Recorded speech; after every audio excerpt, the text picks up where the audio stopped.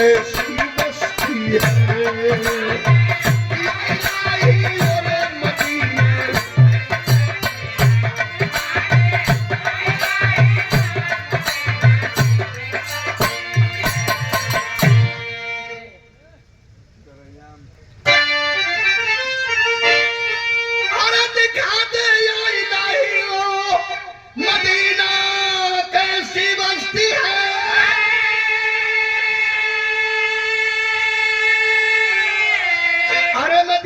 कैसी बस्ती है, हाँ मदीना कैसी बस्ती है, जहाँ पे रात दिन मौला तेरी रहमत बरसती है।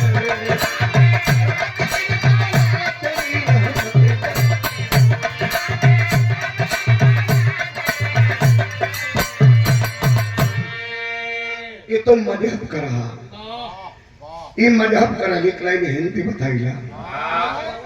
जमाना रहा बिरहा जगत में, स्वर्गीय रामदेव गुरु, स्वर्गीय बुल्लू गुरु, तो लोग लड़ाई के काम है।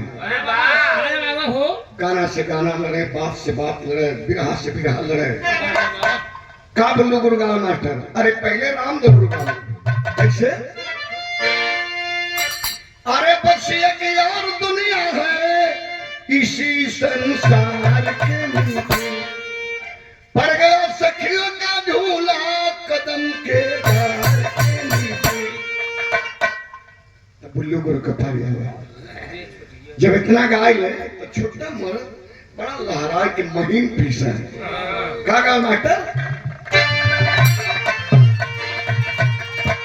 अरे मार बड़ी हुई दुनिया में मगर महाभारत मार के नीचे,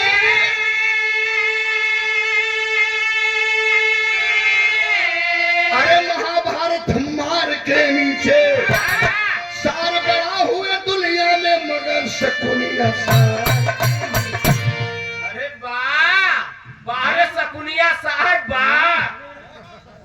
तोरे नगर में शकुनिया सार नहीं भेट बात बताओ समझे की।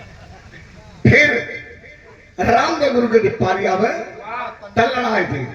का लड़ा मास्टर? अब सार बड़ा हुए दुनिया में मगर शकुनिया सार के नीचे,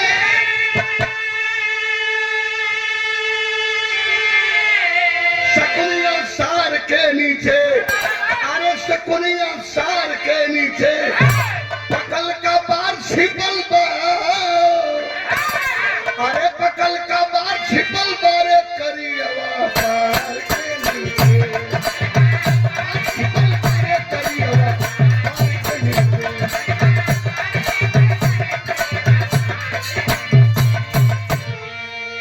अब आप लोग हंस के झगड़ा मत लगाई, हम अपन बात ना कहते। ऊपर से खूब डाई मार के करिया कहना और नीचवा से जब जमी तो सफेद निकली। पकल का बार छिपल बा करियवा बार के नीचे।